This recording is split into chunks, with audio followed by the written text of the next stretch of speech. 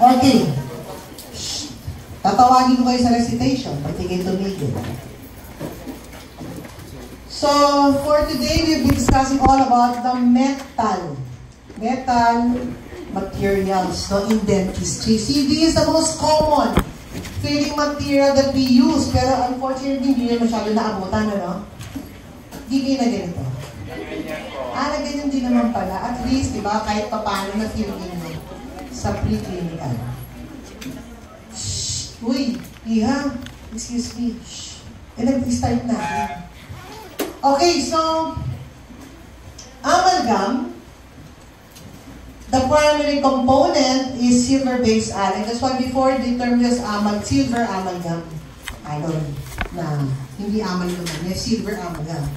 And the liquid part of this is your mercury. So basically, we have the components of amalgam. Kung hindi i-analysis ang bilog yan. Okay, 65%, laking percentage. Kaya hanggang gano'n tayo ng strength is your silver. Hindi believe talaga dito, promise. Okay? And 2%, maliit na porsyento, is made out of zinc. So zinc, these are scavengers or the oxidizers. So meaning, yung impurities or yung dumi ng alloy na bilog, ang nagtatanggal nun or nag-deoxidize ay zinc. Okay?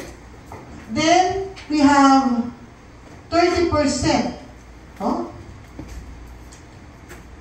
Tin. Well, it says here tin is the weakest phase of amalgam, meaning when they incorporated on that alloy, humina siya. So ang tanong, why do you have to place that tin? No? Because without the tin, you'll be having a hard time in carving or burnishing. It affects the plasticity of the material. So, again, to regain the strength of your amalgam, siya doon siya pinakamalakas, di ba? As compared to your composite. So, they apply or they place their copper. Copper, again, regains the strength of your amalgam alloy. So, that is the story of your alloy yung bilog. Yung dinitik-tik ninyo. Now, in copper, we have the low copper and the high copper. So, it says here that high copper, 4% or less, 10% or more is the copper. Ang tanong ko lang, how will you know if I'm using a low copper and a high copper? If, yan, ito lang pala yung dalawa. Paano natin malalaman, anak, kung high copper o low copper na yung dalawa? Ikaw. Kayo yung magulo. O 10%. Ay, paano ko malalaman kung 10% yan o less than 4%? How? Sa isang tinginan lang, minsan malalaman mo yan, di ba? O sa ginagawa na what? Ha? Color? Hirap? Sabi nila, most of the high copper, ito daw yung mga nasa capsule. Pwede rin naman, pero nung panahon ko, meron akong high copper na nasa alloy. Mas makintabang itsura lang yan ang itsura as compared to sa low copper. So basically, pakinggan yung maigi, bakit ko malalaman? If you're using a low copper, you can polish it after 24 hours. Ang high copper, you can polish it after 20 minutes. Kaya nga lang yung sinasabi ko, nung unang panahon namin, para ma-close namin ng resto, dapat dumating yung tip na pasyente na yan for finishing and polishing. Pag hindi ko siya na-polish, sarado siya. Open siya. No? Kasi nga, it's part of that. Hindi pa namin kaya yung maano siya, ma-polish ng 20 minutes. Because very rare that we can see, siguro sa US lang meron ganun. Pero meron na iba, pero sa clinic, hindi pa masyado. Okay? So, if you look at this at the microscope, then a spherical or smooth, you have the irregular shape or leaf cut, is an irregular cut, and you have the in-between or spheroidal, it is between the spherical and your leaf cut. So, it's all up to you what you wanted to use. No? Wala naman akong problema dyan. And another thing, when you look at it also the microscope, you can choose between microcut, fine cut, and coarse cut. Kung ano yung gusto mo dyan, kung sadista ka, di gamitin mo yung coarse cut para matagal ka magdidikdik dyan, di ba? It's all up to the preference of the operator. Now, we have the properties of amalgam. We have the two properties of amalgam, which is the low and creep. Well, low and creep is always present whenever you do your amalgam filling. So, ano ba yung low copper? Low copper is measured during the setting of an amalgam. So, kunyari, nagka-triturate ako, I place a lot of what? Mercury. Ano mangyayari? When I mix it, immediately I can see the result. It's quite what? Flowy or wet. Now, for creep naman, the term creep, nakakatakot, di ba? So, ang creep naman, it is measured after amalgam. So, paano na measure after amalgam setting? Nag-set yung amalgam, pangit ang proportioning mo, makikita mo, bako. Para siyang moon face. No? It means the dimension changes after. Nung nag-set na siya. Yung isa, before ay during. Nakikita mo na nagkakaroon ng problema ang dimension. Okay? Indications, according to Sturtevant. Nung araw to, no? Well, basically, 1, 2, and 5. Kasi nung araw, masunurin ng mga dentista at kami mga estudyante. Pag sinabi ng amalgam for all posterior restoration or lingual pit or groove, lalagay mo yun.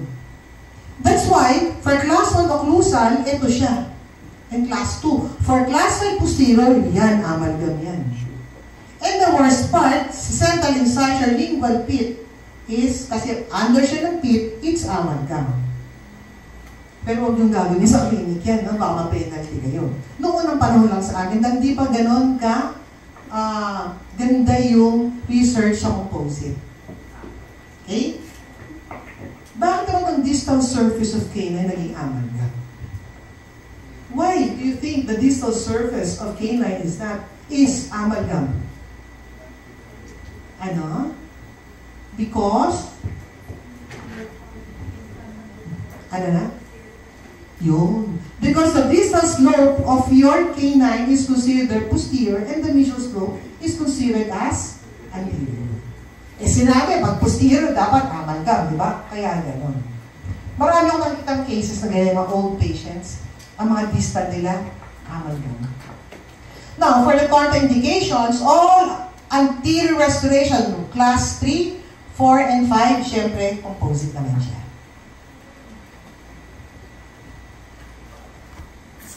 Advantages. Okay, advantages. So, anong advantage yan? Number 1 advantage yan, kahit katulong ninyo o kapatid ninyo, pwedeng gumawa ng amalgam. No? Lalo na katulong, galing magtiktik sa aldeles niyo. Yeah? Ngayon, the worst part, if you'll be using your amalgamator, just place it there and that's it. Diba? Napakasimple. Insoluble to oral fluids. Hanggang mamatay ka, nandyan ang amalgam. Hindi siya matunaw-tunaw because it is made out of metal. Metal siya, silver siya. Kaya siya, hindi siya matanggal, hindi siya matutunaw. Pwede siya ma-fracture pag nagkamali ka ng bite, pero ang pagtunaw, napakalabo. No? Napakalabo. Disadvantages, susceptible to tarnish and corrosion. So, meaning, ako, may amalgam ako. So, itsura ng amalgam, very black. Tarnish siya. But I can do something about it and just get a tin oxide powder, maybe a zinc phosphate powder, then rubber cap, water, polish ko na, last twist ulit yan. Pero hindi ko naman ginagawa. Bakit? Paulit-ulit lang siya gano'n. Kasi metal siya. Next, galvanic action. So what is a galvanic action?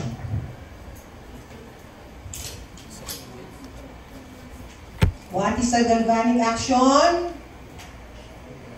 Ano? Mix of two metals. Yes, very good. It is the meeting of two different, it is the meeting of two dissimilar metals. So ano pong ibig sabihin nun? For example, sa taas na molar, ang material ko is a low copper. And then naka-occlude siya sa baba. High copper. So those are two dissimilar metals. So ano mangyari? Magkakaroon ka ng shock. Para kang kinuryente. No? Para kang kinuryente. Ako ay unang exo ko eh, nung bata ako. Kaya magandahan naman na exo yung mga first molar ko, lumabas ang third molar, wala akong impaction. No? Pero, ayun na lang ang sinisip ko kasi dati hindi talaga masyadong magandang restoration eh. So, ang na-experience ko noon, pag kinagat mo gano'n, para ka talagang para kang kinuryente yung utak mo. Oo, sobrang sensitive. So, yun palang dapat ang ginawa doon, nung araw, di ba siguro na lamang sa siyensya, binunot agad eh. No? So, dapat ang ginawa doon, tinanggal mo lang yung material na isa at pinilitan ng the same material. So, kung low copper, kung high copper na. Okay? Okay. So, what are the techniques, no? Sabihin to, from the very beginning, what will I do, no, in doing an amalgam restoration? So, first, choice of alloy and mercury. What will I choose? Will I choose a zinc-free or a zinc-containing type of alloy yung below? Siyempre, ang the best sa akin, zinc-containing. Kasi sa zinc-containing, it, what? Prevents brittleness of the material. And again, it removes all the oxidizer, all the impurities. It is a deoxidizers and scavengers. Tagatanggal lahat ng mga dumi. Pero why do I choose a zinc-free? Sabihin nun, walang zinc-containing. Sometimes I can see patients, if has a very excessive flow of saliva. So what happened, the environment becomes very, very moist. So you'll be having a hard time setting the amalgam. But we can do something about it. How? Use of rubber dam. Simple lang. Di mag-rubber dam ka para nasa tamang alloy ka. Okay? Second, I'll choose the right proportioning or my preference of proportioning. So we have the high mercury technique and we have the minimum mercury technique or AIMS technique. So the high mercury technique, it has 52 to 50% mercury content. So it means mas maraming mercury. Kaya hindi ko siya ganong gusto, sobra siyang flowy. Pero iba, they rather use that, mas comfortable sila, para ang setting time na is longer. No? Longer ng konti. Well, sa minimum mercury technique, ito yung ginagamit niyo sa capsule. 1:1. One alloy is equivalent to 1 mercury, 1 drop of mercury. So, they've said that mercury is toxic, no? Kaya nga, days out siya sa market. Yung dati face down lang eh. Binapababa lang yun, tinanggalan talaga siya. Kaya ultimo sa board examination, wala ng mercury. Ang gagawin no, is first and second, class 1 and class 2 preparations lang. Wala nang ano tawag doon? Carving, no? Wala nang carving, kaya napakadali ng resto na exercise na yan. So basically, ano bang role ng mercury? Why before they can get rid of that? Because that is the only feeding material for resto during that time. Kasi ang mercury, siya ang the only reactant to alloy particles. Siya lang ang pwede magpaset. Hindi pwedeng tubig, hindi ko ano-anong ilalagay na liquid, hindi siya magsaset. So, siya rin ang pwedeng magkaroon ng wetting of the triturated alloy. So, pinulbus mo na siya. So, it is smallest particle size. Pag nilagyan ng mercury, ang bilis na magkaroon ng degree of plasticity. No? Pag napadami ang mercury, it affects the degree of plasticity, magiging flowable. Pag napakunti ang mercury, it affects also the degree of plasticity, nagiging, ano siya, dry, no? Or it will end up like a creep, no? Sa properties of amalgam. So now, I'll do my trituration. Ewan ko kung naabutan yung trituration, nagdididiktik ba kayo dati sa mortar and tester? Ganun din pala kayo. So, in trituration, why do we need to triturate that? Because, basically, ang lagi mo sinasabi, ang time lang ng feeding is only 30 minutes. Starting from trituration, no? Didiktik-diktikin. So, usually mga 2 minutes lang yun. Tapos na yan. And when we do that, definitely, we remove again impurities. Ano yung tsura ng impurities ng alloy? Manually. Ano yung tsura niya? Para siyang ano? Ano? Ano yung tsura? Di pa kayo nakita? Yung para siyang buo-buo. No? Mga impurities siya. We want to remove impurities. That's why we need to pulverize it into smallest particle sizes in order to have what? A good surface area. Pag the time na you place or you apply your mercury, you can easily what? Dissolve yung particles. Ang taga-dissolve yan yung mercury. Now, during this time of titration, definitely, we only want to need the amalgam mass. Pag pinasama mo siya amalgam ng alloy and mercury, amalgam mass ang tawag dyan. Para pagsama mo siya, you want to make sure that this mercury will be a little bit, parang unti-unti, no? Little by little, you will remove it sa steps. Okay, so, how will you know if you already ready for modeling? Or mix na yung inyong amalgamas. Very good. Pag dumikit na sa walls, the mortar, even the pestle, it means you're good. And then what's next? You get your what? Squeeze cloth. Hindi lab gum. Ha? Squeeze cloth, lagay mo dyan. Then mold for 2 to 3 seconds only. Then makita mo bilog na siya. Ganun ang itsura niya kapag naka-ano siya, naka-capsule. Na? Pag naka-capsule siya, paglabas, bilog na, di ba? O, yun. Kasi tamang proportion yun. But tayo, if it's manual, after molding, at yan, to improve the homogeneity, para mas mahalo, no? And this part is a continuing step of titration, yung molding na yan. After that, lagyan natin sa crystal, we also remove a part of the mercury. Pero ako, sa naka-observe ko sa capsule, hindi na, no? Saktong-sakto lang siya. Diba? Okay. Now, if you're doing a class 2 cases, this is the best time to use your matrix band.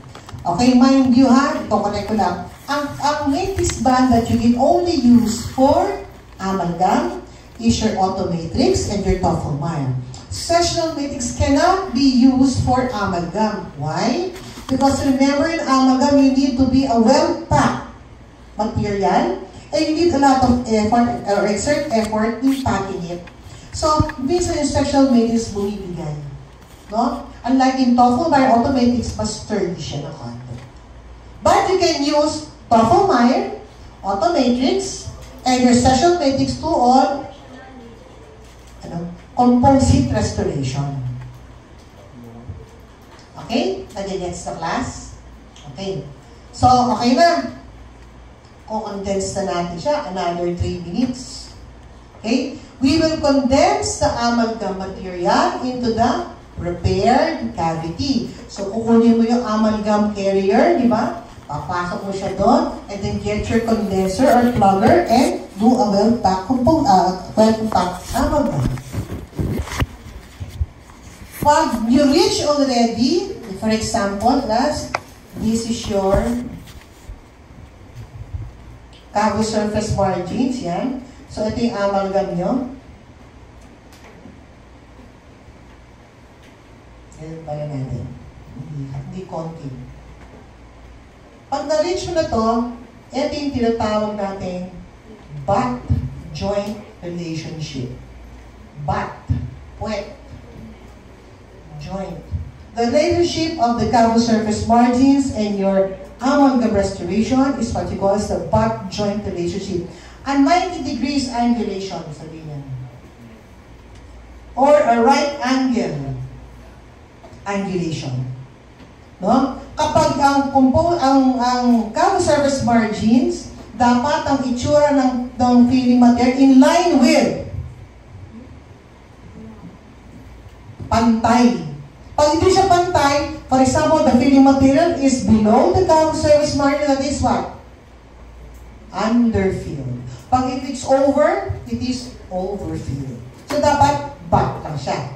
Pantay. Okay? So, from that point, this is the best time to do your burnishing, or another term for burnishing is surfacing. Dapat alam niya na parang tooth conditioner and acid etchant. Ito, pag sinabi, sige class, do your surfacing. Alam mo na, kukuha ng burnisher. So, why do we need to burnish? Kasi before, yung pinak mo siya is very rough, no? Rough na rough siya. So basically, the primary objectives of burnishing is one, to reduce the size of number of voids. Paano yun? For example, sa mga plastic, kitang-kita yan. Ito yung amalgam mo. So dapat butt joint siya, di ba? In-line with lang siya, in-line siya. Eh syempre, di natin maiiwasan. Minsan, lumalampas-lampas. May tawag din dyan later. Ngayon, if there is a space or a void, what you have to do is get your burnisher and over it. Stroke it, light stroke, to close the space. So, number one, it removes voids, yung mga bilog or yung mga bako-bako or maybe an opening. Second, again, when you do that, you bring again the excess mercury. And diba, sabi natin, you want to get rid of mercury. So, very good yan. And we want to adapt the amalgam into the cavus surface particles so we can achieve the butt-joint relationship. And most importantly, before we carve it, we have to condition the surface before you carve it. Kasi from a rough surface, it will give you a very nice, smooth, and well-conditioned surface and ready for carving. Gets the class? So here, sa carving, we want to achieve the anatomical sculpturing of the amalgam material. But before doing that, we first, yan, no? Yan, i-feel nyo na. Okay? Pagka-feel, what is the initial burr before carving? Ano? Hold and back. Very good. Hold and back. Yung hold and back, yung itsura niya matulis. Diba? Dalawang end, matulis. May pointed siya. So you can draw. Ang gagawin, magdodrawing ka muna. Draw ka ng butterfly. After you draw it, you don't need to carve it because you will get your amalgam carver or Clarendon discoid to carve it. Para kang gumagawa ng wax carving ninyo na oklusan. So that is the right carving technique. No? And again, the objectives of carving is because, number one, you want to produce restoration with no overhangs. So how can I produce a restoration with no overhangs? Ano? Wedge. Very good. You use your wedge for class 2. Produce restoration with proper physiologic contour. What is the right physiologic contour for premolars, for example, or molars? Convex, no? So ngayon, pag nag-class 2 ka, and you make your contour flat, so what will happen? This leads to lalagyan ng food. Ano pa? Pinakamalala, eto ganyan siya eh. Dati ganyan na ganyan eh. Tapos finlat mo. Nagkaroon ng di malamang contact, walang contact. So what will happen? Ano? Malocclusion. Very good. Kasi all teeth, when you use it, or you do it, or you use it functionally, sabi na, kumakain ka, it moves towards the center, or what we call as the mesial drifting of the teeth. Lahat ng ngipin, pag ginagamit ko, papaganon yan sa harap. So, kung hindi mo siya, kung nakaganon siya, no?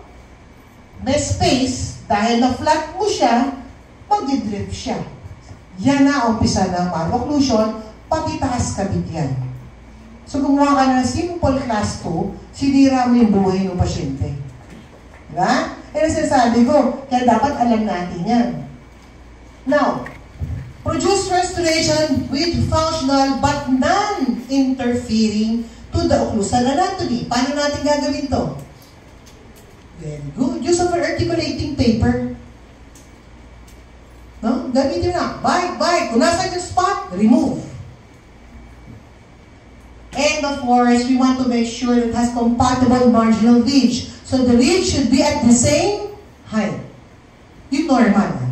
Pero pag nagkaroon ng malocclusion, sometimes wala. O kasi walang adjacent or maybe walang opposing. Siyempre, case-to-case basis. Now, as I said earlier, ito yung minimal flash, no? Reproduce restoration with minimal flash. For example, ito yung amalgam. Siyempre, during condensation or plugging, hindi natin maiwasan na meron siyang sobra-sobra. This sobra-sobra, this one is called the minimal flash. As much as possible, dapat butt joint lang siya. In line with the tabo surface margins. Okay? Now, again, produce a restoration with proper size, location, extent, interrelationship of contact area. So, if you will be doing a class 2, no? First molar, distal, dapat present ang distal cusp. If not, what will happen? Drifting. So, because it's not in its right size, shape, and even the location, inurong mo. Dahil ginawa mo siyang second molar. Produce restoration without interfering with your periodontium. What are these periodontium? Example. Gingiva. So, lahat ng material, remember this, dapat hindi tumatama yan sa gums. Bakit? Because all materials except what material is biocompatible with your periodontal tissue? Gold. Except gold will give you irritation. It so happen other patients, they're not that sensitive sa porcelain, a metal cast, or maybe a composite, or amalgam. Pero lahat siyang irritant yan. Except gold. Alam kasi niya na mahal ang gold. Okay? Produce restoration with physiologic compatible embouchures. No? So, how to have compatible embouchures? So, dapat pantay-pantay lang din siya. Pati sa material hindi rin tinatouch din dapat. Dapat healthy ang mga embouchures. Okay? So, okay na. Na-clear ko na siya. Let's go to finishing and polishing. Now, for finishing and polishing, these are the materials we'll use. Unang-una natin gagawin dyan, si brush. Ang kasama ni brush, si pumice and dentifrice. You know what's a dentifrice? Ano? Toothpaste. Okay? So, iba-brush nyo siya to remove the rough surfaces of the amalgam. If you're using a high copper, 20 minutes. Kung low copper, 24 hours. After you brush it, you'll get now the rubber cap. Ito mga kasama ni rubber cap, tin oxide, pwedeng zinc oxide, powder. And then, I will what? Put a little water. Ako kasi ako laway lang at saka powder, pwede na. And then polish it. Lustrous effect yan, ang kintan-kintan. Ito, finishing and polishing burrs, we often use this if you wanted to remove major overhangs. Ang laki-laki ng class 2. No? Ang laki-laki ng overhang. Basan nyo na yan ng finishing and polishing burrs. Meron din tayong amalgam strips, pero Diyos ko, nakakatakot ang itsura niyan. Para siyang composite, finishing and polishing strips, pero made out of metal. Baka magasgas nyo pa yung gums. So, tama na yung finishing and polishing burrs. Yung finishing burrs, so how do you know if it's a finishing burrs or diamond burrs? Pag, color yellow, color red, color blue, no? Pag walang colors, diamond burrs yan. Hangin na, Pero alam ko nga, kasi nga ibang mga nabibili nyo, mga Japex, di ba? So, ang tendency, ginagamit din yun. Marami ko nakita, colored burrs, pero diamond.